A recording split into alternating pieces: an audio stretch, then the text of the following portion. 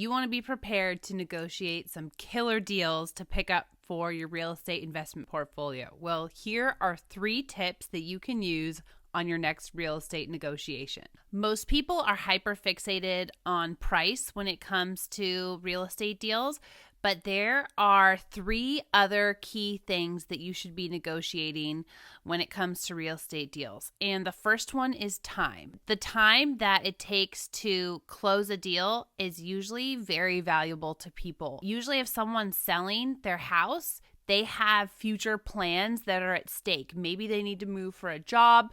Maybe they have a personal situation. Whatever the case may be, time is usually a much more important factor than you might think.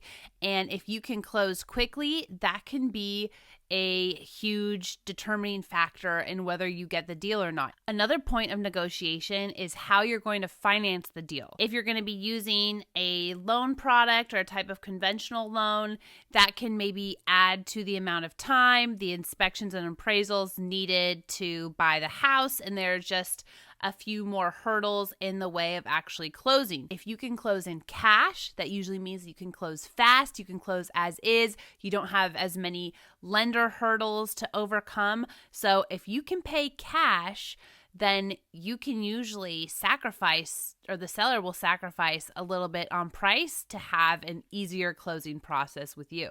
Finally, contingencies are important. If you're willing to waive some of the contingencies and buy a property as is, that can go a long way with a seller. If you'll just take the property as is, they might be able to come down a few $1,000s in order to have an easier and more hassle-free closing with you. So, of course, negotiate the price. That's obvious. But don't forget to also negotiate on your times, your financing options, and your contingencies.